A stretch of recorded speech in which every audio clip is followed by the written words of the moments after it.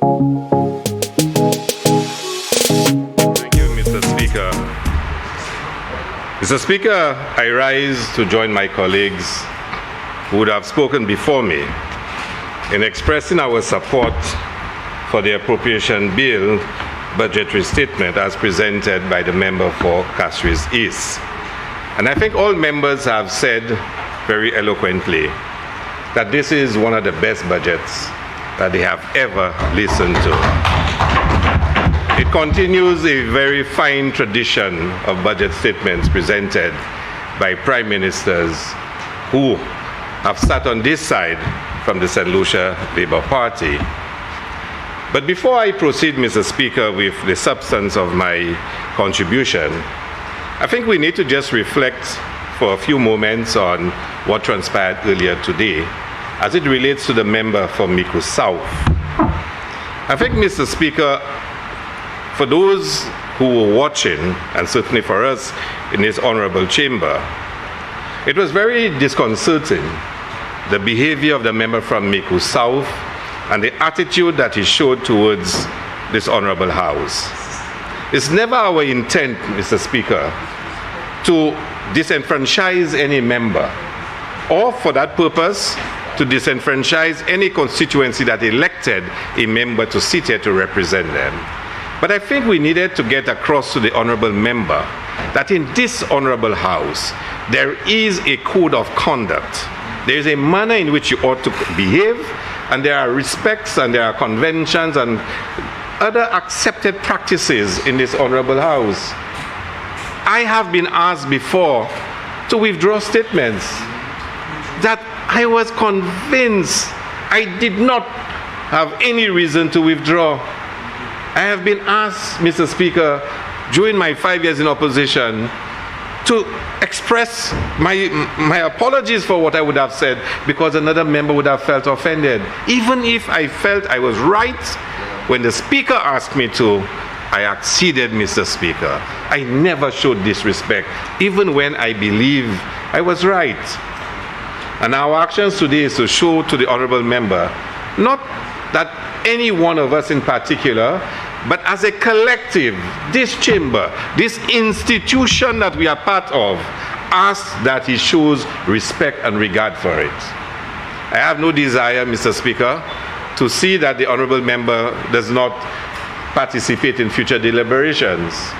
Mr. Speaker, I suspect it will be up to you to engage him on moving forward. But he has to accept that this House demands from him a more civilized conduct in this honorable chamber.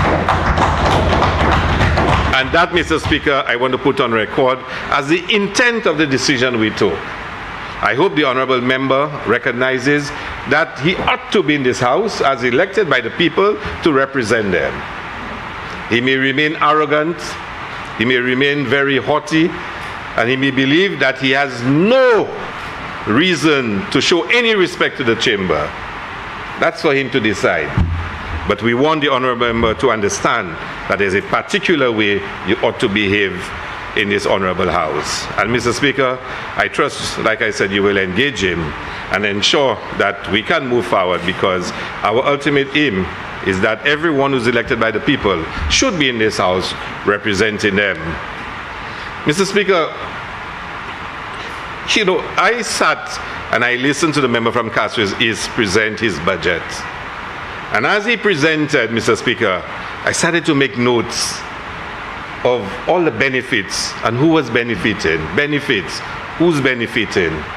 And after a while, I stopped writing, Mr. Speaker, because for me, every sector got something in this budget.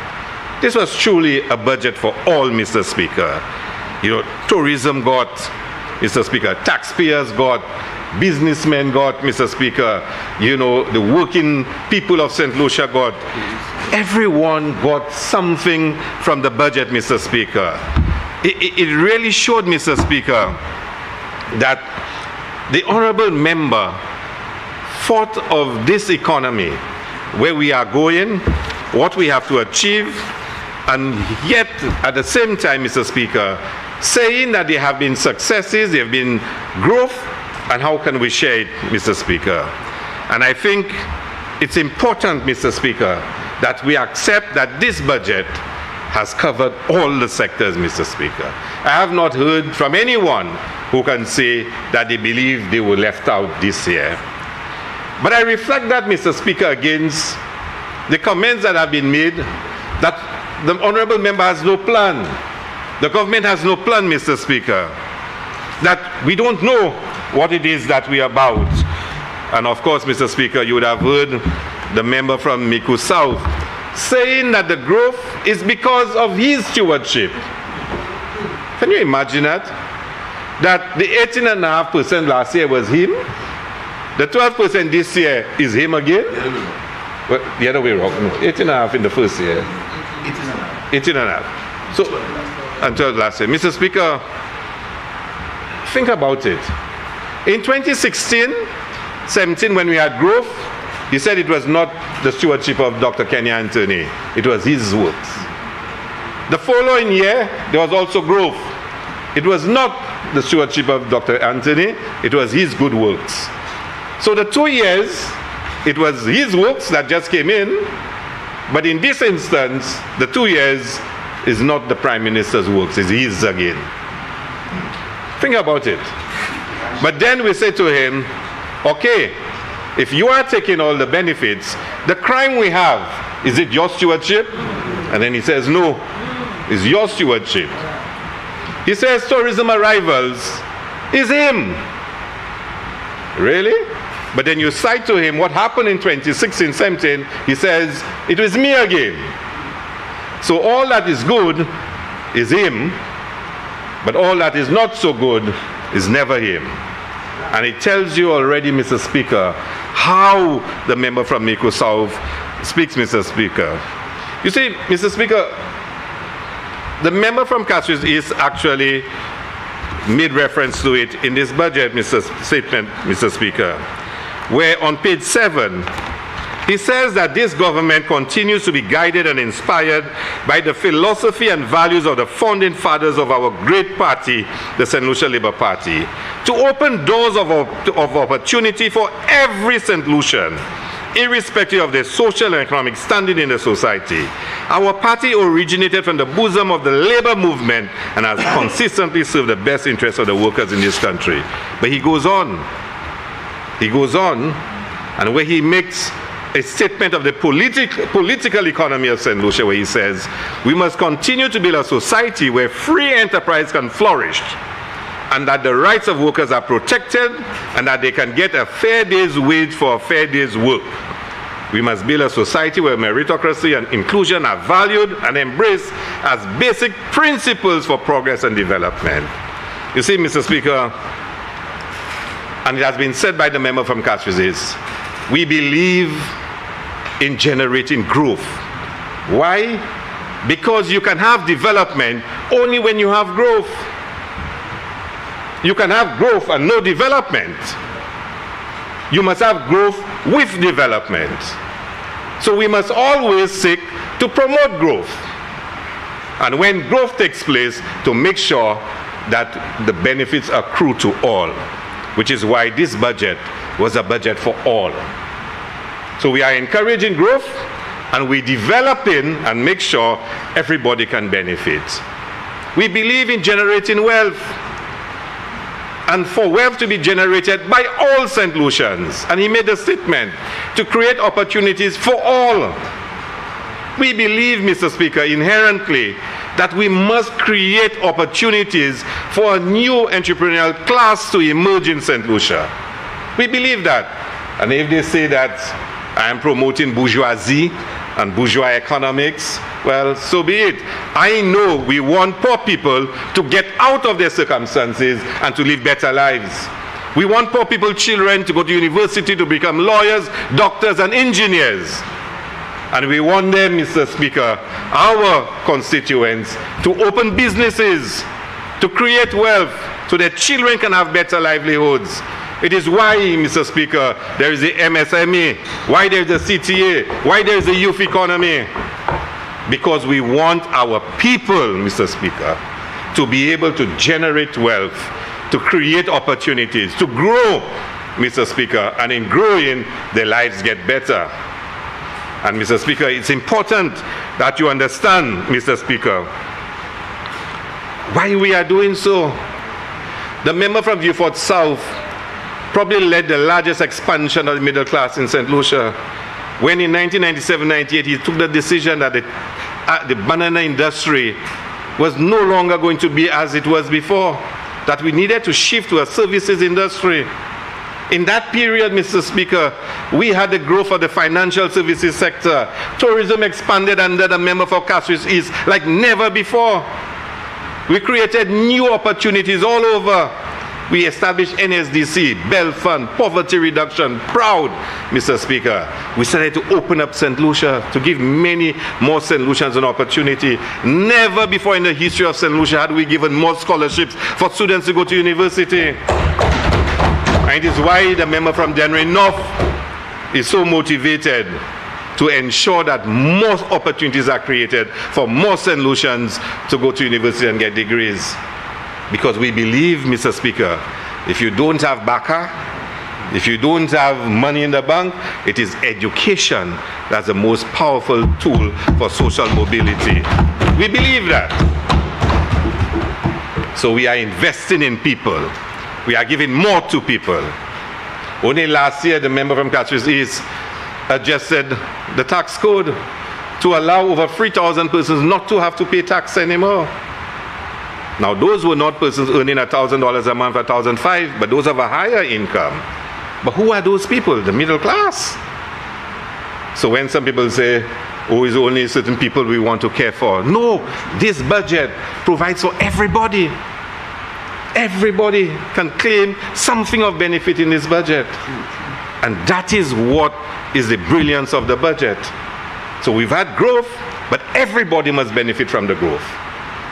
And when I thought there was nothing in it for the businessmen, I heard the member announce, all those that are owing taxes, I'm going to waive the interest payments, the penalties, and then allow you to pay off what you earn. It is because we believe we must create opportunities for everyone. Everyone. So we don't approach this from a negative sum game, but a positive sum game. Not if you get, it means I won't get. No. Let's make it big enough so everybody can get. So those that have will also get, maybe even get a bigger slice. But those that did not have can now get a slice. It's a positive sum. Let's not think negative, that for you to get, I must get less.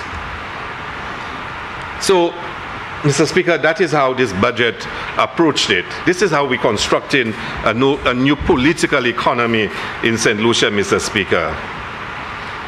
Mr. Speaker, you know, there was a lot said, Mr. Speaker, in the past, and it probably is an opportune time to just reflect on some of it, Mr. Speaker. I heard what happened earlier about the sale of land and the accusations that were made. And Mr. Speaker, I must tell you, I was one who suffered in this house through persons using documents and twisting them and turning them around and changing the version of the story. First I stole a vehicle, then I defrauded, and then I bought it, but I gave it back as a gift, and then I didn't pay my taxes, and then when it was shown I didn't have to pay taxes, it's because I didn't give one document.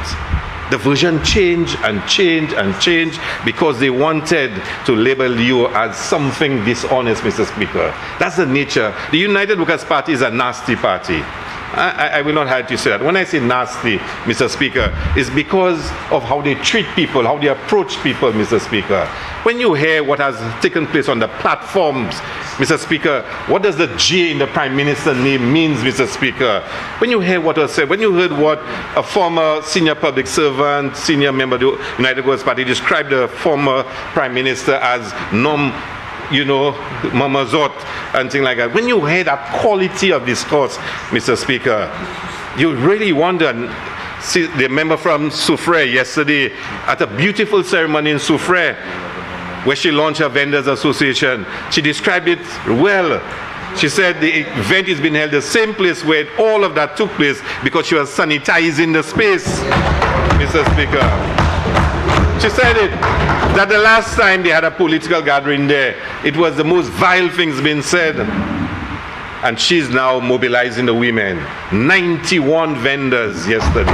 91, Mr. Speaker. And that is the difference between them and us, Mr. Speaker. How we approach the politics, how we approach the economics, how we approach the management of the economy. And I tell you, Mr. Speaker, I don't want to be any part of that kind of language and description, of other persons in the political space, Mr. Speaker. You heard the Prime Minister being attacked because his daughter got a job at the CIP, Mr. Speaker. And I sit back and I wonder, the member from Grozile, his wife worked in a mission. His son works in an agency. Former. Sorry. His son works in an agency with me. And I will tell you, Mr. Speaker, from all accounts, he's an excellent worker. And as long as he does his work and he's excellent, he will remain working there, Mr. Speaker. He will. Because, Mr. Speaker, it cannot be about we going after people because their family members get a job and whatnot, especially when people are qualified to do it. Let us respect those things, Mr. Speaker. We're not going to be part of that politics. And Mr. Speaker, I smiled when I heard the member from Mico South, took on the member from Vieux-Fort South about, he's this and that and he should have done this and he never did it. And I really smiled. And you know why, Mr. Speaker? Because prime ministers must not be selfish people. They must not be. And you look at prime ministers all over the Caribbean, anyone that is worth his salt will tell you, when the time comes to share the spoils and to share what is before us, they put themselves last. They put themselves last, Mr. Speaker. Any prime minister that tells you, I look for myself first and then others after, tells you a lot about the quality of leadership that they have. And I know the member from Beaufort South on many occasions, and even our present prime minister, I keep saying to him over and over, Chief, check for your constituency. And he tells me it will come, but he wants to make sure that everybody feels comfortable. The member from Beaufort South did the same. He did the same. And I know, I can remember 97 as his attaché, going to Beaufort with him and what Beaufort was like after 30 odd years of United Workers' Party rule. And I know what he did in Beaufort. But on every instance, he always thought he had to put himself last. And most times there was nothing left for him. Nothing left for him. Because that's how he led. He led a government that said, look, let me make sure I take care of all the others before I start thinking about myself. So if he has a fault, that is what the fault was. That is what the fault was. And if the member from Mico South cannot understand what leadership is, and I've said to him before, we have leaders. He's a cheerleader. He's not a leader. All he can do is make noise and grandstand, but he really cannot, Mr. Speaker. So, Mr. Speaker, let's go back to the budget directly, Mr. Speaker. The theme for the budget is health and security. And that's deliberate, Mr. Speaker, very deliberate. I stood up in this house on the conclusion of the debate on the estimates, and I made a special appeal. I knew the Prime Minister and the Minister for Health had been thinking about it, but I made a special appeal to make sure they stayed on that course. Because in my constituency, so many people come to me for assistance for health care, Mr. Speaker, especially the elderly, Mr. Speaker. And I appealed and I said we had to do something at the earliest to make sure we provide a better health service to our people. Now I must say to you, both parties have tried, have come up with different ideas, but the Labour Party, I know, has been a lot more progressive in what they've tried to do to make sure St. Lucia has a proper health system that can at least deliver a much better service than we have now. And I'm really delighted, Mr. Speaker, that we have decided that this budget will provide the resources to make sure that the Minister of Health can deliver on the promises that we've made to have a better health service in St. Lucia. I am really pleased with it, Mr. Speaker. And of course, security, Mr. Speaker, we all know, Mr. Speaker, the challenges that we face. There can be no development in this country if we do not have, Mr. Speaker, the law and order and the security of our citizens to enjoy the growth that we speak of, Mr. Speaker. So I'm really happy, Mr. Speaker. Now, Mr. Speaker, I've spoken of how this budget had a peace for all, and I will go into some of the specifics of what the member said. But do you remember a few years ago, the member from Miku South stood up and as Minister of Finance, he said he was going to manage the economy differently. He was going to be a CEO Prime Minister. You remember that, Mr. Speaker? I know your memory is short, Mr. Speaker, but if you just reflect on it, he said he was going to be a business. He was going to run the country like a business. And a lot of people clap, yay, because they said he's a businessman. I cannot tell you one business that he has managed or he successfully led, but he's going to lead St. Lucia as a CEO Prime Minister. And he's going to manage it as a business. And Mr. Speaker, I want you to reflect on some of the decisions that were made in this country in the last 5 years. And for you to tell me if you have confidence in a CEO Prime Minister. I need you to give me your honest opinion. I need to ask you about DSH. The decision that was made to sign the DSH agreement within a month of being elected. Now, Mr. Speaker, nobody accused his government of being corrupt and accused him of being corrupt. And the member who sits next to him from Saltibus said, he signed the agreement, but he never read it. Now, this is an accomplished banker who's now elected to the House. He's a minister. And he signs a $1 billion agreement, and he says he never read it. Do you believe that? Can you believe that? If anybody signs an agreement that has put St. Lucia in so much trouble and never read it, how would you describe it? How would you describe it? The Prime Minister, within a month, the member from Beaufort South will tell you, for months there have been negotiations going on with DSH. We could not agree on a common framework. A document did not even reach cabinet for consideration. That's how far apart we were. But within a month you signed it. How are you going to be described, Mr. Speaker? How do we describe you? If you understand and describe a member who sold a piece of land which you believe should not have been sold, he was not involved in any of the transactions, and you describe him as you did repeatedly, how should we describe you as a CEO Prime Minister? But let's go on to the next one, Cabot lands. Mr. Speaker, have you really reflected on what happened with the Cabot lands? Those were lands worth over $30 million, not 3.5, It was going to be bought by the NIC for the people of St. Lucia. Think about that. NIC was told, do not buy it. Instead, they knew of somebody who wanted to buy it but did not have the money. So take the money and give it to those people to buy instead. We've debated this in this house. How do you describe this? I will not venture and describe him as corrupt or his then cabinet as corrupt, but it's rather very unusual. And if he will define what happened then, what happened with the banana lands as corrupt, how should people see what he did? That's $30-odd million of St. Lucian money given to a foreign entity when no money has ever been taken by NIC to give anybody, not even locals, to buy land. And rather than buy it for the people of St. Lucia and make it the common heritage of St. Lucians, the money is being told to be given to a foreigner to buy the land. How do you describe this? This is the actions of a CEO Prime Minister. And he says he was the best custodian of the economy in St. Lucia. I think the member from Beaufort South answered him and said, Hurricane Allen entered the Treasury. That's what happened, Mr. Speaker. How do you describe, Mr. Speaker, Health City Cayman? What CEO Prime Minister, what CEO Minister of Finance can make a decision like this? In the middle of COVID, when people are focused and concentrating on saving lives at the hospital, you bring in a consultancy firm at $1 million a month for 2 years. $24 million. Nobody takes them on because everybody is focused on saving lives. But we have to pay them $24 million, not $3.5 million. Not $3.5 million. And we have no choice but to pay it.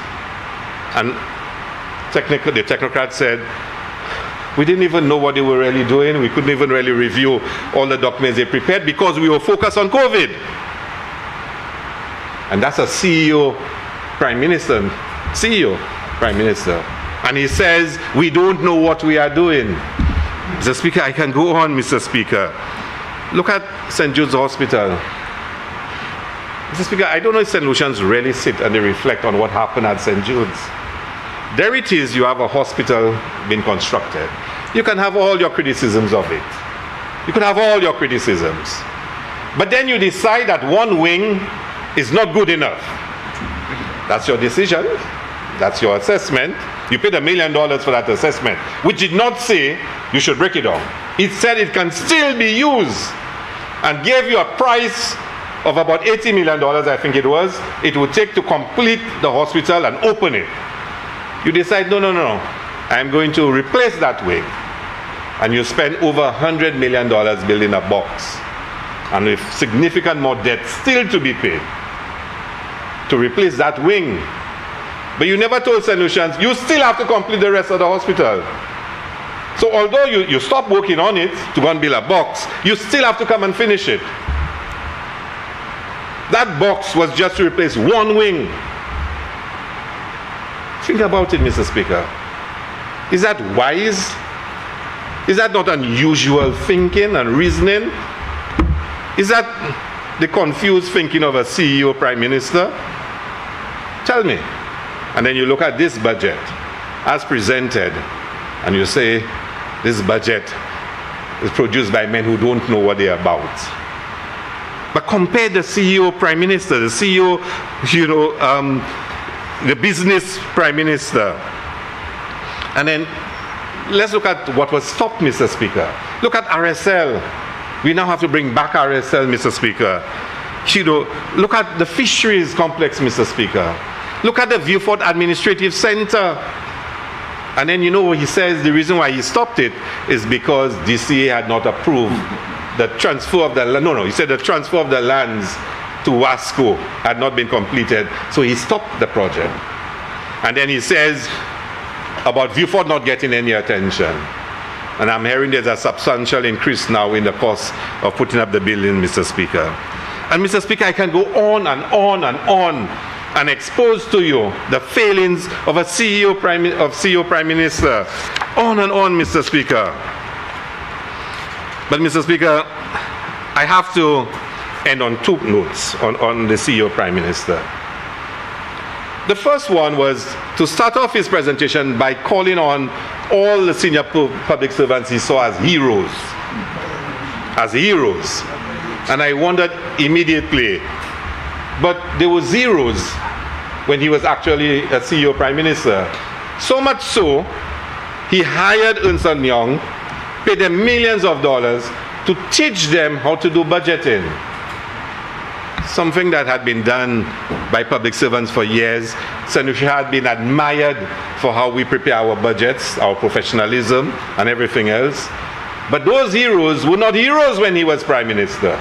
And if he should ever become Prime Minister again, and if he should ever, by some weirdest imagination, Mr. Speaker, they will be reduced to zeros again.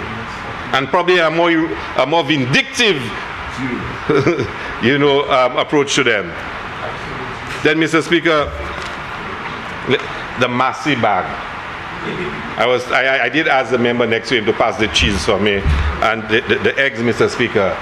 Can you believe the member from Miku South can be so shameless to bring a bag with groceries and to be on the verge of crying because he says, we're not taking care of the poor? I've heard my colleagues recount how much we've done for the poor, from vouchers, Mr. Speaker, to subsidies, $20 on every gallon or every tank of gas, Mr. Speaker. We've heard about the laptop, paying the school fees, paying the school subjects of the poor, the flow bundle to make sure they have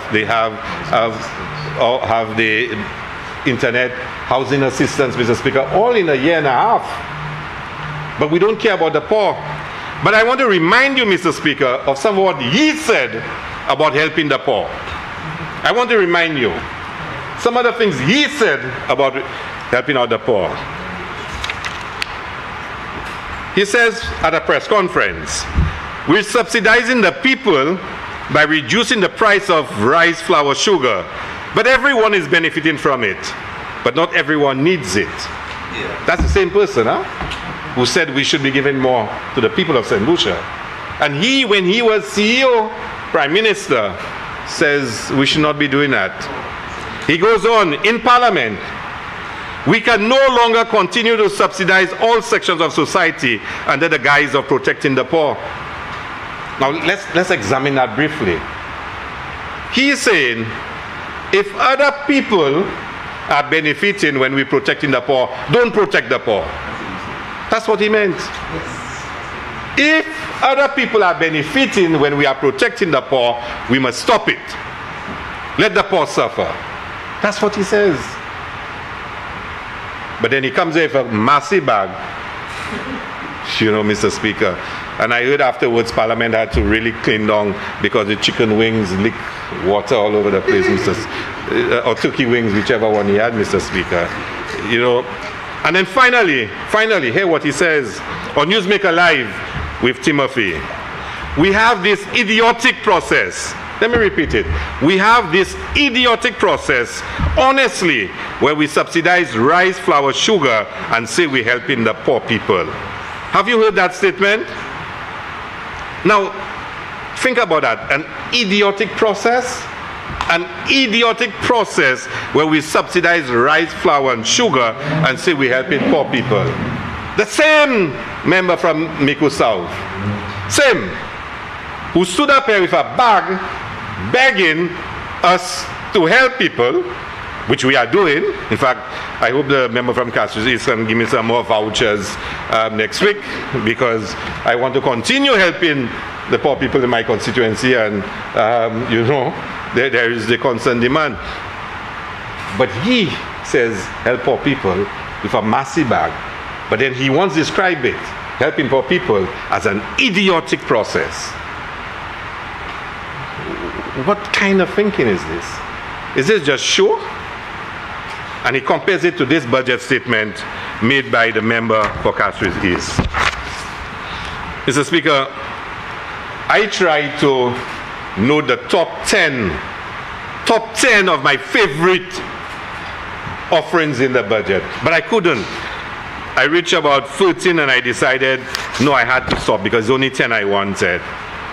Mr. Speaker, $25 million for public assistance, increasing public assistance.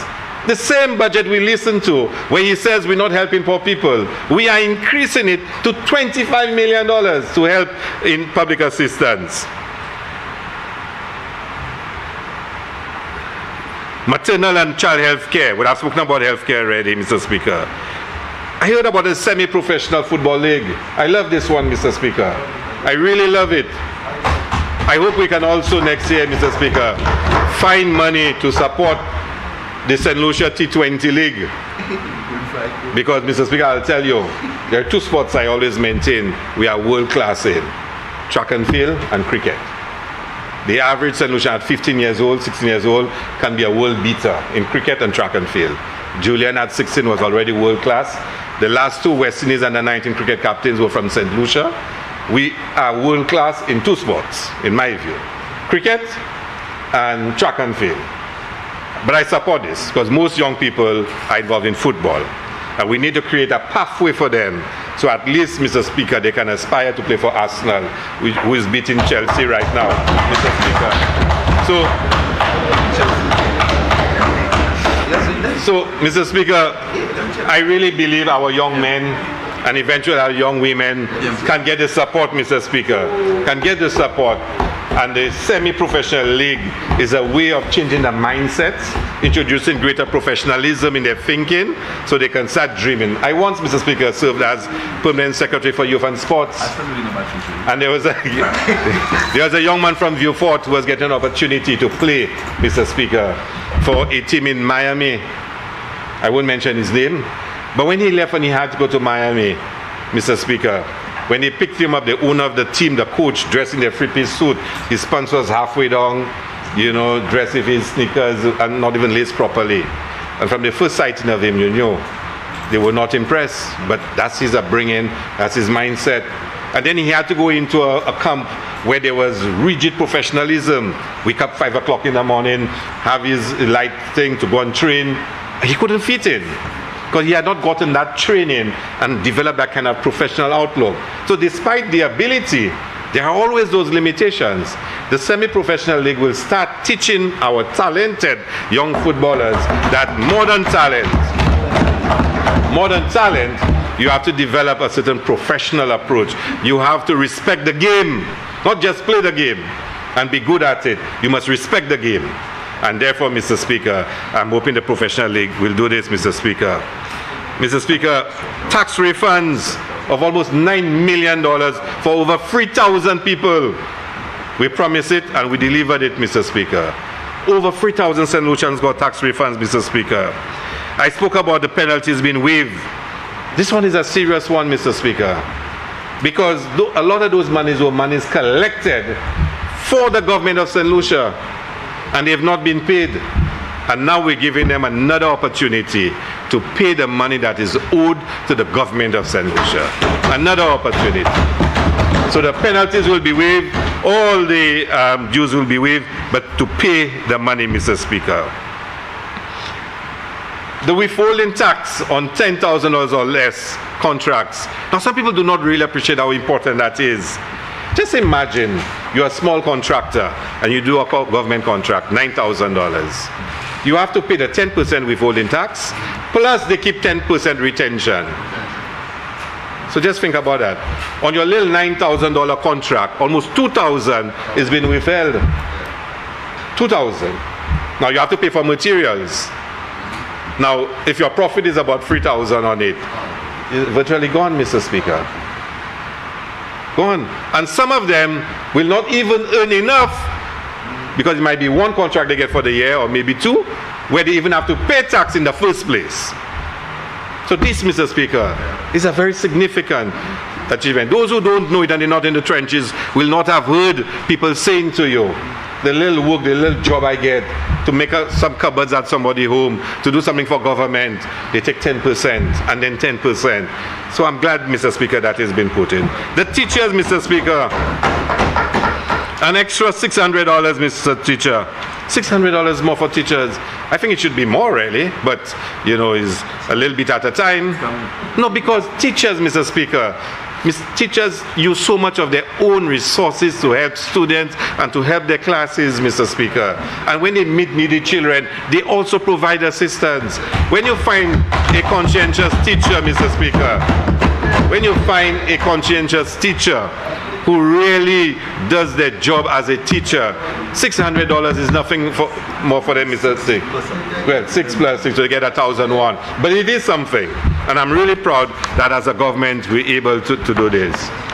Mr. Speaker, when you listen to the Prime Minister from Castries East, you would hear that we're finally getting the economy stabilized. Finally getting it stabilized. We are putting in place all the fundamentals for long-term sustained growth. And at the same time, we're providing benefits to the people of St. Lucia right now, Mr. Speaker. We're achieving all three objectives with this budget, Mr. Speaker. So, revenue is up, Mr. Speaker. Investment is up. Borrowing has declined, Mr. Speaker, and you can see that on page 15. Debt, Mr. Speaker, to GDP has declined significantly. Of course, as the economy grew, and debt is reducing, then, Mr. Speaker, the debt to GDP becomes more favorable. But, Mr. Speaker, the unemployment is also down significantly. Now, the Prime Minister used a figure of about 19%. I believe from reading the Social Economic Review, the unemployment is really 16%. Mr. Speaker, and I guess the economists and them will probably explain why they use the relaxed unemployment rate rather than the traditional unemployment rate that we always use. I never knew in the past we used to use the relaxed unemployment rate. I always knew that it was the unemployment rate that we use, as stated in the Social and Economic Review, Mr. Speaker. But that's for the the economists and all of them to explain why the change, Mr. Speaker. Mr. Speaker, I want to comment on 2 points raised by the Prime Minister in his statement. The 2.5% levy. And I want to ask St. Lucians to fully support the levy. Fully support the levy. If we are going to have the monies that we need to be able to ensure that the lady in Cicero can get an MRI, the lady in Banan, Mr. Speaker, who has cancer, can get her cancer treatment, can get chemotherapy, Mr. Speaker. The person in Belmont, Mr. Speaker, who, Mr. Speaker, has hypertension and needs medication. If the people of St. Lucia who cannot afford it has to be able to be provided with those services, the government needs the money to pay for it. And of course, Mr. Speaker, when we open St. Jude's Hospital, Mr. Speaker, there will be increased costs. So let us collectively as a nation, all agree that we must contribute something to the pie to be able to get better health care in St. Lucia. And I believe every St. Lucian will agree. If you ask them, should you pay a little bit to be able to get the health care you need, they will say yes to you, Mr. Speaker. Yes to you. So when you hear the talk shows asking, can you survive the 2.5% levy? Can you survive without it? Because the day you get a stroke and you go to the hospital, what would be there for you? The day, Mr. Speaker, they tell you your sugar level is too high and you need to get metformin and you need to do this and to do that, can you afford it, Mr. Speaker? You won't be able to. But collectively, when all of us contribute 2.5% purchases on selected items, not on food, not on medicines, but on selected items, all of us are taking that and putting it towards health and security, Mr. Speaker. And we need to do so. And we need to tell St. Lucians that in a phased approach, and I was lectured by the Minister of Health who explained to me, no country succeeded by introducing everything one time. Everybody did it in a phased approach. You expanded your capacity, you mastered the delivery, and then you go on to the next stage, and you go on to the next stage. And that is how it has worked. So when they ask, why are you only giving 80 plus? Why only hypertensive? Why only mothers and children? Because we're taking it in a phased approach. Every phase we expand our capacity, we master the delivery, and therefore we're able to ensure that slowly but surely our population will get the health care that they need, Mr. Speaker. So I support the levy, Mr. Speaker. I will defend it any and everywhere, Mr. Speaker, because I know my constituents will be the better for it, Mr. Speaker. So I actually believe, Mr. Speaker, it was about time that we did this. It was about time that we had put this in place, Mr. Speaker. And of course, Mr. Speaker, to use it also for security. We are facing a challenge in our society. And therefore, Mr. Speaker, the more resources we can give to the police and broadly the criminal justice system, the better it is for everybody, Mr. Speaker. So I support the levy. My final comment, Mr. Speaker, is the removal of the VAT, the 12.5% on wood, lumber, steel, cement, Mr. Speaker, and galvanized. The only thing I think you should have added, Mr. Speaker, is windows and doors. Windows and doors, Mr. Speaker, are very expensive. I've had to buy a couple of windows, Mr. Speaker, for constituents. For constituents, Mr. Speaker. I've had to buy a couple of windows. No, Mr. Speaker, I know it's very expensive. I know. What about... No, I know locks, no door locks, Mr. Speaker. So, Mr. Speaker, we need to, because what we have to be able to do, Mr. Speaker, is to say to our constituents, here we have the housing assistance program. We're going to give you X amount. But I want you to put the balance. I want you to put the balance. So if I give you 5,000, 10,000, can you put the balance? And most will tell you, yes, I will try to put it. But then when they see the prices, it hits them. This will give them the relief where they, Mr. Speaker, can say to you as parliamentary rep, it's a lot more affordable now. I can do a lot more for myself. And therefore, Mr. Speaker, the money we have can spread wider, Mr. Speaker. I'm sure, Mr. Speaker, the Prime Minister, knowing him, is continuing, Mr. Speaker, to look for ways in which he can give even further assistance, because he, like me, represents a constituency that have serious housing issues. Serious housing issues, Mr. Speaker. From Fuasho to, Cemetery to, Monkey Tongue, all over my constituency. There are people that are desperately in need of assistance to improve their housing, Mr. Speaker. So the sooner, and I notice it's coming into effect in July 1st, if you can do it June 1st, Mr. Speaker, it would be even better, because I know that would be welcome relief. Mr. Speaker, let's move on to tourism, Mr. Speaker. Tourism. The Prime Minister in his statement spoke of the successes of the tourism sector. And he said, Mr. Speaker, essentially that it is the tourism industry that is driving the economic revival of St. Lucia. And he's correct, Mr. Speaker. During his address, Mr. Speaker, he gave figures of the significant growth that we've had in the tourism sector, Mr. Speaker, compared to 2022 and compared, Mr. Speaker, to 2021 when we were affected by the COVID crisis, Mr. Speaker. Now, sometimes, and I always have to go back to the member from Miku South, because, Mr. Speaker, he pretends that he's the authority on tourism and that he's the guru on tourism. And he's claiming all the successes we have now, Mr. Speaker, is because of him. But what he did not know, Mr. Speaker, in the latter days leading up to the elections, the Prime Minister and I had a discussion, and I was teasing him about, where things will go, where things will not go. There were a group of us, colleagues, together. And he threw out a couple of ideas about tourism immediately, that once we win, that's what we have to do. We must go out there aggressively, and we must be up front, and we must do even more to make sure we put St. Lucia in the minds of people when they are starting to decide to travel. So we already knew that once we won, what our first action would be. We knew it. We had a plan already. So once he said to me that he was going to ask me to serve as the Minister of Tourism, I knew what my first action had to be. I knew it. I knew it because we understood where we were. And I must say to you, Mr. Speaker, I'm not going to take it away from the last government. They had started the process of opening up. Let's not pretend, Mr. Speaker, that they did nothing. No, they had started the process. But once we got in, we accelerated it. We created a vibe about St. Lucia. We started to sell St. Lucia as the place to go. So when others were even uncertain, we were bold. We knew what we wanted, and we were positioned in St. Lucia. So even when people were saying, when we spoke about Vax Mass, we were mad to be doing that, we knew what we were doing. We knew that we had to position St. Lucia as the destination of choice. But more than that, we had to go to the core of what we believe tourism ought to be.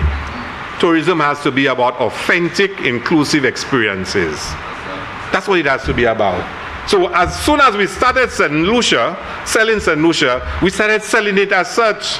We were saying to people, you come out of COVID, you're traumatized, you're distressed, whatnot. Come to the island that gives you the most authentic experiences. Come to the island that has the most exciting, inclusive offerings. We were selling tourism industry, that the benefits must accrue to everyone. We were talking community tourism, saying to visitors, you are about to travel, you're making up your minds, it is St. Lucia, you must come. We were selling, we had a plan, but the guru believes he alone has a plan.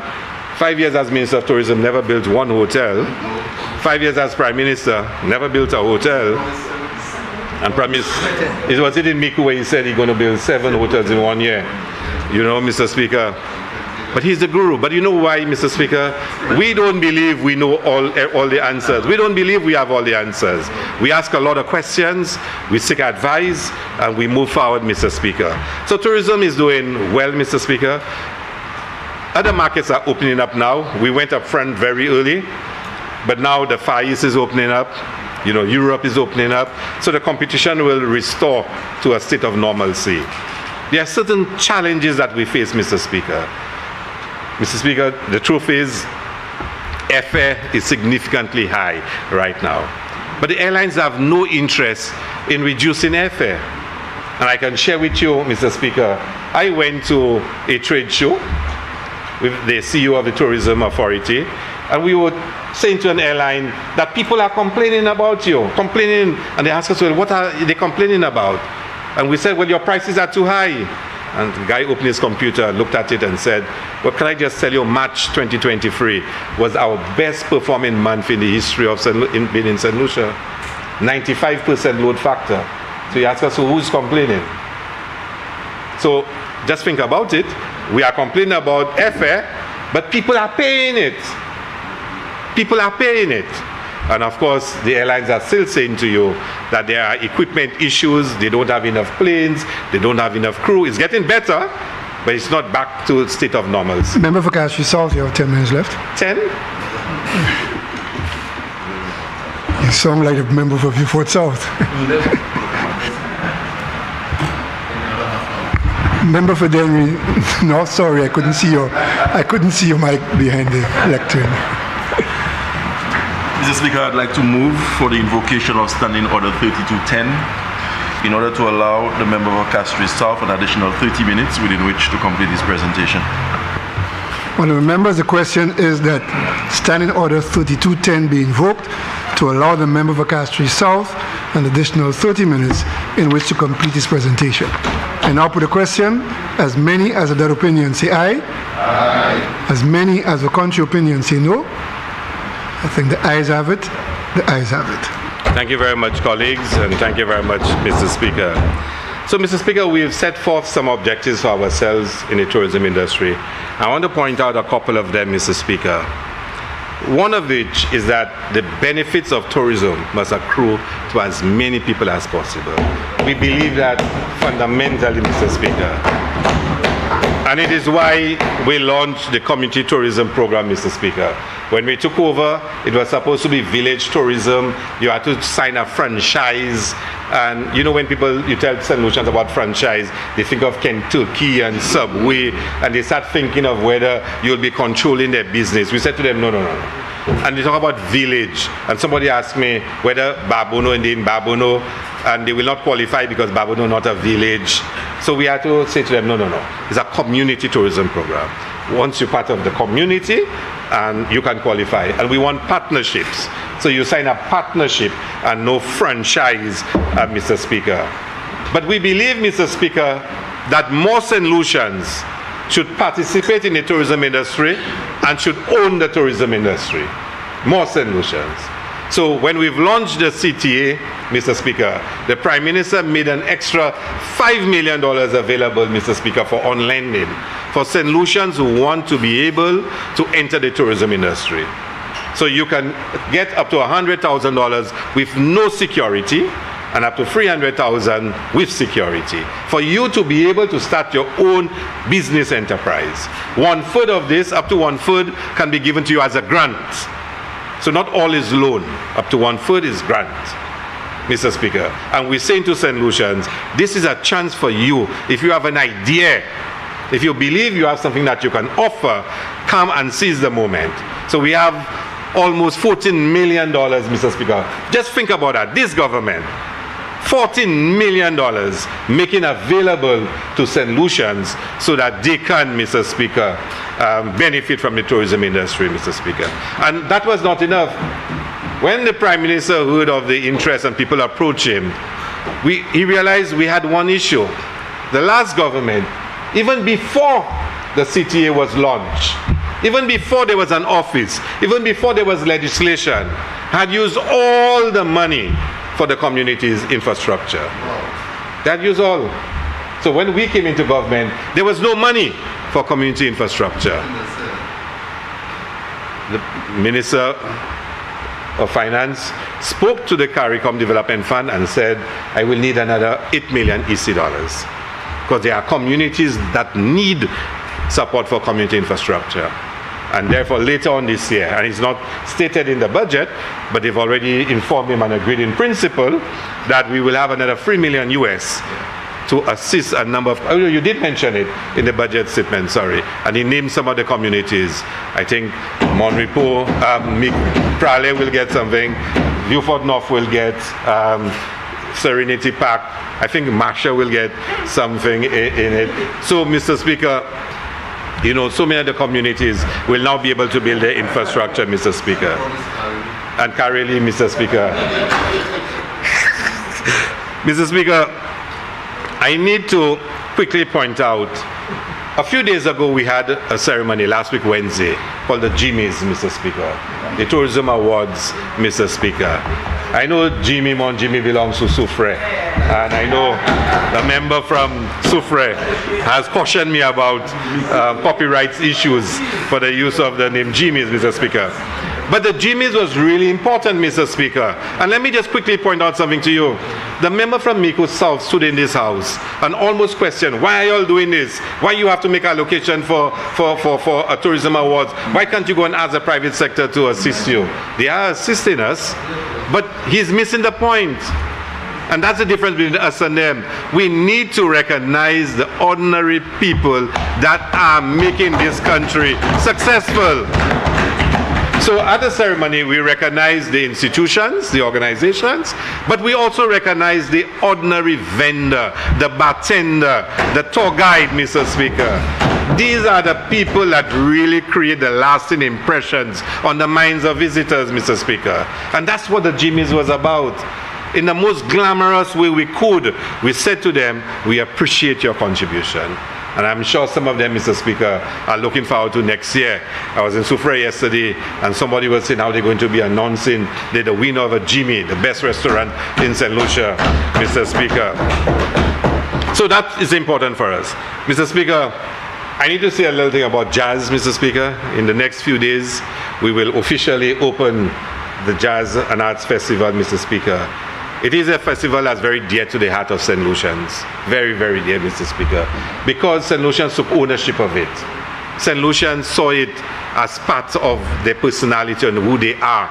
It was an opportunity, Mr. Speaker, for all of us to celebrate.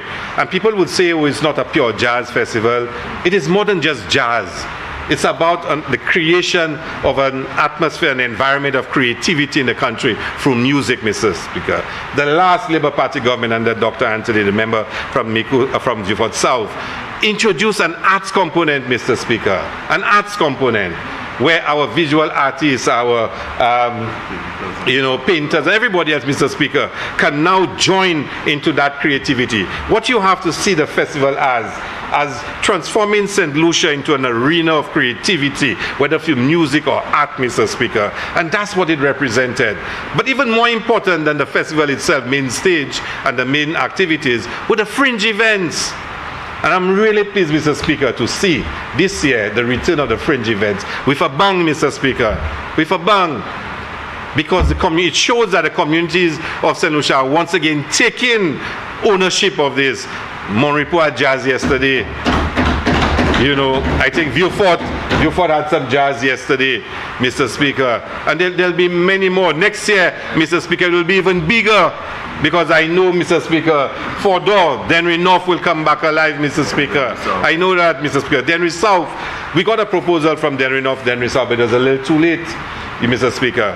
And the member from Mico South said, as if, we can't even sell jazz, we can't even market jazz. Can I share with you? So far, for online sales alone, we have sold more tickets than the entire 2016 Jazz Festival. And the 2016 Jazz Festival was the biggest ever. And so far, online alone, we have sold more tickets than 2016 entire Jazz Festival. So reflect on this, from 30 different countries. And the member from Mico South is saying, virtually, it's a waste of time, we can't even market it, we have no flights.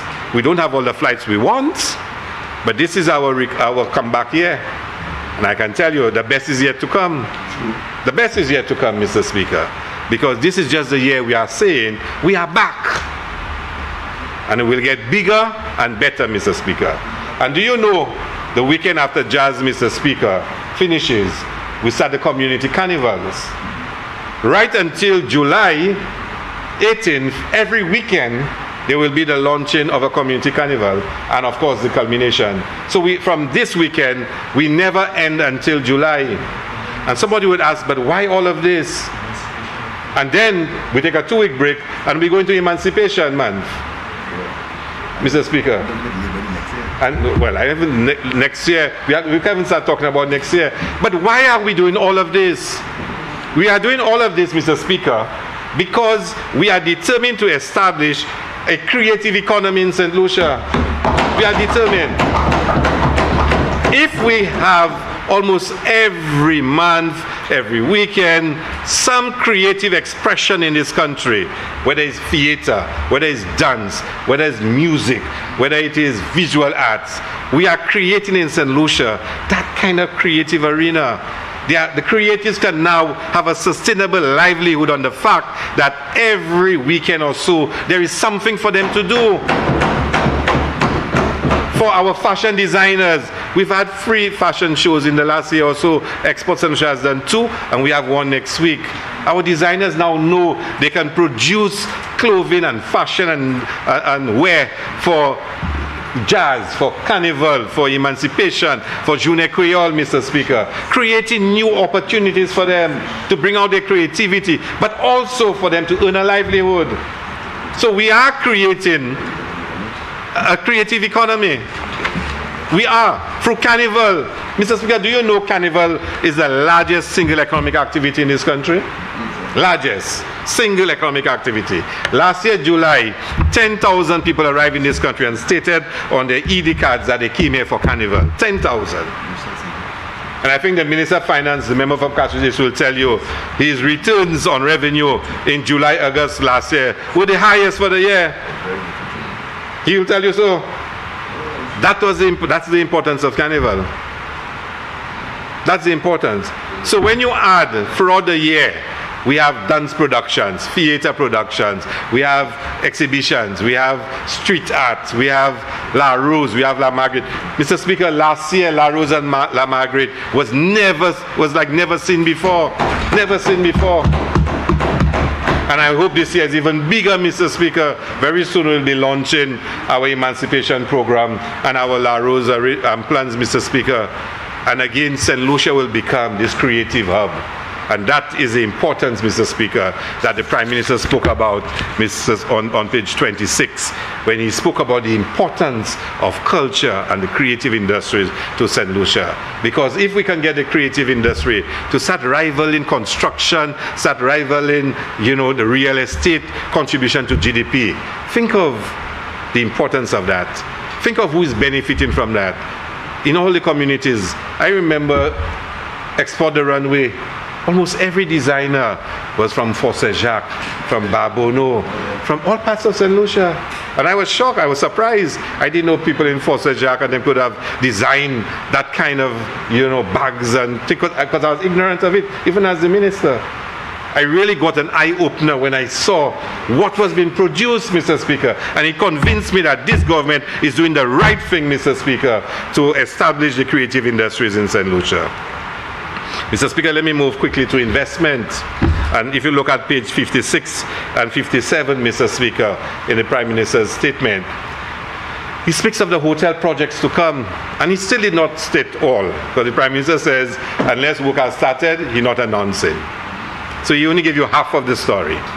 And you can see the tremendous progress. And I have to ask myself the question, how could the last government not even get those projects started? How could they have spoken so much, said so much, but they couldn't get any of the projects started? What was going on with the CEO Prime Minister, the business Prime Minister?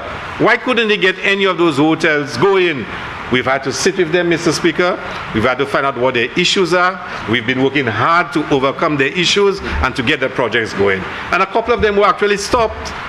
And we had to get them started again, Mr. Speaker.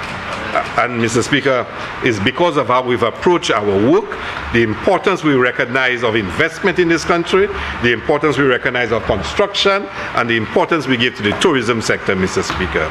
So you will see a lot more happening during this year, Mr. Speaker. As more of the hotels, advance, Mr. Speaker, we hope, Mr. Speaker, sometime next year we can open at least one new hotel in St. Lucia, Mr. Speaker.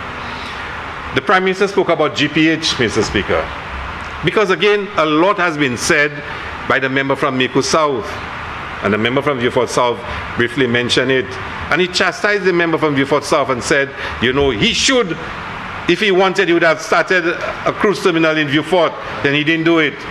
I can tell you, I remember as the attaché to the then Prime Minister, going on the first cruise ship that came to Beaufort South, and he was the one who brought it. Because even then he had started working on Beaufort and how it would develop, Mr. Speaker, and for it to be accommodating cruise ships. I can't remember the name of the ship, but I remember going on the ship with him and the vision that he had. But here what the member from Mico South did.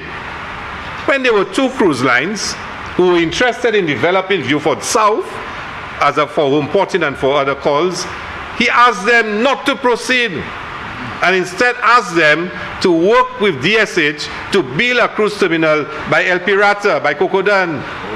That's what he did. He stopped it.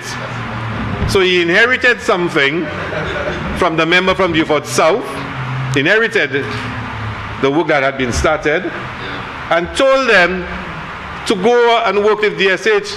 Supplement Agreement C, I think it is, covers that. Can you believe that? He stopped it. He actually stopped it because he said it has to be built by Tio Akin, by El Pirata. But then he chastises a member for Beaufort South and says he should have gotten it done. You found work in progress. You found the work being done, all the studies and the surveys and the designs, and you stopped it. And now he was negotiating with GPH to have his own agreement. And then, Mr. Speaker, he never signed the agreement. And I always wondered why. Why didn't he sign the agreement? When we got the agreement, the preliminary agreement, we thought it was not enough for St. Lucia. We wanted more. And the Prime Minister said to ask for some more. And of course, the member from Soufrière, for Saint-Jacques, has got into the picture. And she said, she wanted two. And then the agreement now includes redevelopment of the Soufrière waterfront. A fantastic achievement, Mr. Speaker. And we are very close, Mr. Speaker. Tomorrow we're going to have another call to try and finalize the agreement, Mr. Speaker. And I heard again the member from Mico South talking about who would want to think, and GPH will have no interest in Beaufort South. It's a little too early for we to say all that we have to say, Mr. Speaker. But I can tell you the GPH agreement, once we conclude it and we sign it, will transform Port Castries and the Soufrière waterfront, Mr. Speaker. And a member from Mico South will continue to advise other people and not put the interests of St. Lucia first, Mr. Speaker. Because that's what it was about. It was not about St. Lucia being put first, but advising other people what they should do and what they should not do for his own personal benefit. Mr. Speaker, the CIP. So allow me to say a few things about CIP.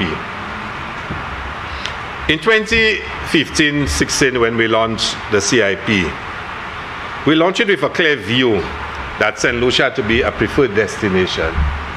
So in the original legislation, we provided for a limited number of applications each year for very high net worth individuals to be applicable, to be part of the St. Lucia investment program, citizenship by investment program. And of course, the government changed. We never really got to implement it. For us, it had to be St. Lucia being sold as a brand and people taking pride in knowing that they became a citizen of St. Lucia by investment. And changes were made. And we publicly in this house opposed the changes and we debated it. But that's history. Time has moved on. A lot of people have applied to St. Lucia, have become citizens, and the industry itself has changed over the years. So this Labour Party comes back into government. And again, we've adopted a consistent approach. A consistent approach. St. Lucia is a brand. We may be small, but we believe that we are a preferred destination for investment, for visitors, and certainly for citizenship. So we've adopted the tagline, beyond the passport. And we say to applicants, think of St. Lucia as more than just a passport. It's a citizenship. is a chance for you to be part of the landscape of St. Lucia, to invest in St. Lucia. And I can say to you that we've now received applications for investment in St. Lucia for incentives and concessions from a number of persons that have become citizens of St. Lucia. And very soon the Prime Minister will announce a major hotel project, hundreds of millions of dollars, from investors who are St. Lucians. And in Cabinet, we've approved a couple of applications already, because the intention is to say to persons that become citizens of St. Lucia, you must also invest in the country. We offer opportunities, whatnot, Mr. Speaker. So the other thing I want to point out, Mr. Speaker, is that we cherish the emphasis on due diligence. And even the last board and the last CEO and staff, they too must be applauded for at least ensuring one thing, that St. Lucia was respected for its due diligence. We've come into government, Mr. Speaker, and we've decided, Mr. Speaker, that we actually going to strengthen the due diligence. Strengthen it, Mr. Speaker. We are determined that in consultation with our other partners, stakeholders, to make St. Lucia even more robust and even more diligent in how we approach our vetting. So, Mr. Speaker, in July 2021, when we came into government, July 2021, there were 15 staff members at the CIP, at the unit. 2 doing verification, 2 doing due diligence, and 6 due diligence firms hired. So 2 verification, 2 due diligence, and 6 DD firms. Today, we have 26 staff, 8 verification, 6 due diligence, and 8 firms. So we've actually enhanced the staffing complement, because we want to make sure that we are more robust and we are more thorough in what we do. But we're also getting a lot more applications now, a lot more than before, Mr. Speaker, because the brand is growing and there are more people willing to become citizens of St. Lucia. We also, Mr. Speaker, going to introduce even more changes to the program, Mr. Speaker. More changes. So we've agreed, Mr. Speaker, together with the other islands, to introduce some enhanced due diligence to make sure that St. Lucia remains, really committed to this. And I want to mention them to you, Mr. Speaker.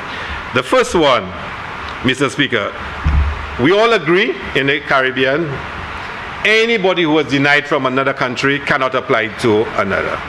So once you've been denied, we will share the names, so you can now go to another island and apply. So that there will be a collective, sharing of information on denials.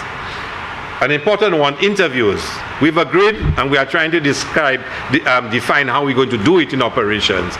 Everyone who applies to be a citizen, we have to interview you, either in face or virtually. Now, that did not exist before. So we actually want to have an engagement. Some people cannot travel very far, and we don't have embassies and consulates all over the world, but at least you have to do an interview before we can approve your citizenship. There will be additional checks, Mr. Speaker, and of course, for obvious reasons, I will not go into details on those additional checks that we'll be doing, Mr. Speaker. Every year, we will commission an audit of the unit, Mr. Speaker. If not every year, every 2 years, we will commission an audit of our due diligence processes to make sure, Mr. Speaker, that we remain cutting edge and certainly very effective in what we're doing. Mr. Speaker, we're going to introduce a special ID card for our citizens who come through the program. And it's going to be a machine-readable ID cards issued by the same company that does our passports. So the ID cards and the passports will be linked, Mr. Speaker. So they now can also have ID cards, because they qualify for ID cards, but they get the ordinary St. Lucia ID cards we have. So we want to have ID cards now that we are more aware of its use and everything else that goes with that, Mr. Speaker. And we will be the first CIP the program that will be offering those specialized ID cards, Mr. Speaker. Yeah. Mr. Speaker, I shall not go down that road. But the big issue I want to announce, Mr. Speaker, is that we had 4 options the bonds, the donation, the real estate, and what we call the enterprise, where it will be given to persons who invested, like in restaurants and other economic generators in the country. But at a very high price, it had to be up to $5 million. So we've decided, Mr. Speaker, we're going to do away with the enterprise option, and we're going to introduce a national infrastructure option, where we will be, Mr. Speaker, using the program to raise resources for us to build our roads, our bridges, to help with school plant improvement and other infrastructural needs, Mr. Speaker. We believe equally important to real estate is the development of the infrastructure of the country. And once we launch it at mid-year, we will go all out to raise the resources so that the infrastructure option can provide to government, which may create an infrastructure fund to help us have the resources to improve our roads, and of course, like I said, to deal with the other needs of this country. Housing, Mr. Speaker. And I am sure the Prime Minister very soon will make a major announcement on a housing project that will be financed through the CIP, Mr. Speaker, as a CIP investment. So our CIP is growing, Mr. Speaker. It is a lot more robust in its management of the vetting and due diligence process. It's also bringing in more income. You would notice in the estimates that the CIP is required to bring in a lot more money to the country, and we certainly intend to achieve that request made by the Ministry of Finance, Mr. Speaker. Mr. Speaker, I need to end, Mr. Speaker, by again focusing on the budget and what it means to average St. Lucians, to the middle class, to the business class, Mr. Speaker. Because this budget really seeks to capture that we are St. Lucia, we are one people, we have one destiny, and that we must take care of all, Mr. Speaker, of all. Very shortly, we'll come back to this House with a tourism development bill. Because, Mr. Speaker, in that bill is consistent with the philosophy of this budget that we must make sure that benefits accrue to all. We must make sure that there is something being offered to persons that want to get involved in enterprise. There is something offered to persons who want to become a professional and aspire to go into school to be an engineer, a doctor. It will also have something for the small business person who wants support from government to make it happen.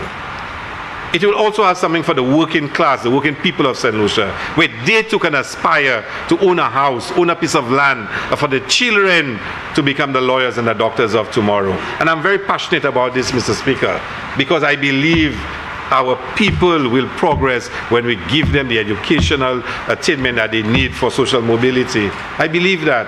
I believe our small businesses, and the Prime Minister put it so well. He said, not everybody will start off as an entity. Some of you will be non-entities, but you'll become entities.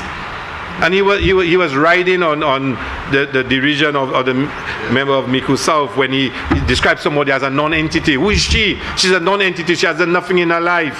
But these are the people we want to help. That's what we are about. That's what we are about. We want people who do have name, who are non-entities, who probably seen as having done nothing with their lives, to give them a chance to become something in this country. That's who we are. That's what we are about. But we also recognize we must support the business enterprises. We must give them the support. This country cannot grow and develop if we don't support them. So we have to support them, and we will support them. And the records show that under the Labour Party government, Dr. Anthony, and even now, is when we have the most investment. Mr. Speaker, this is why I want to associate with this budget. This is why I feel confident I can go anywhere and defend this budget. Anybody that says to you, what's there for poor people? And I heard one said, it looked like now I have to eat plywood. She has to eat plywood because it's plywood we give in poor people and not food. Mr. Speaker, the truth is, we have done a lot. The member from Soufrière will tell you how much we've subsidized flour to keep down the price of bread, how much we subsidize fuel, gas, Mr. Speaker, rice, Mr. Speaker, sugar, Mr. Speaker. How much vouchers we've given out, Mr. Speaker, because we care about poor people, Mr. Speaker. How much public assistance we increase in, Mr. Speaker, because we care, Mr. Speaker, and we will continue to care, Mr. Speaker. And every time this economy grows and there is, Mr. Speaker, surpluses and benefits, it will be shared among the people of St. Lucia, Mr. Speaker. It will be shared, Mr. Speaker. Member for Castries South, you have 10 minutes left. Ahmed? 10. So, Mr. Speaker, no, I'm going to end now, Mr. Speaker, because if I start on another topic, it'll take more than 10. But, Mr. Speaker, I certainly look forward to the implementation of the budget. There's a lot more I could tell you about tourism and some of the projects we'll be, working on during the year, Mr. Speaker. The lookout point at Ansfair, the lookout at the Mon, Mr. Speaker, the ancillary development. Rosalie has been on my case, Mr. Speaker, to get their park going. Serenity Park, Mr. Speaker. There's so much that will be happening during this year, Mr. Speaker. In Prale, the CMOS experience, Mr. Speaker, looking forward to implementing it. There's so much, Mr. Speaker, that we'll be doing. We'll be working hard. The Tourism Authority, Mr. Speaker, has been asked to go out there and to push St. Lucia like never before, Mr. Speaker, to create new sales strategy, new marketing and promotion, to make sure St. Lucia remains at the forefront, Mr. Speaker. So when somebody is making a decision to travel, St. Lucia is at the foremost of their minds, Mr. Speaker. We won't always get it right. We will make mistakes, Mr. Speaker, but we are human. And I'm sure, Mr. Speaker, when we come back here next year to report, Mr. Speaker, I hope, Mr. Speaker, and I'll be working together with all my colleagues for us to have double-digit growth again, Mr. Speaker. That is the hope, Mr. Speaker. And we will be working hard to achieve it, Mr. Speaker. And for us, we offer even more next year, Mr. Speaker, to more sectors, Mr. Speaker. And I'm sure the Prime Minister is already drawing up his list of where he wants to position us next year, Mr. Speaker. Because this year is health and security, and next year will be another theme, Mr. Speaker, that I'm excited about. I don't even know what it is yet, but I'm excited about it, Mr. Speaker. Because when we focus on an issue, we believe in people, and we put people first, Mr. Speaker, there's no way we can fail. And that is what we are about, Mr. Speaker. Mr. Speaker, I end by congratulating the member for Castries East, the Minister of Finance, and to congratulate all my colleagues for all the hard work they've put in last year, and look forward to working with you this coming year to achieve even more than we've achieved before. And I hope I see all of you at Jazz.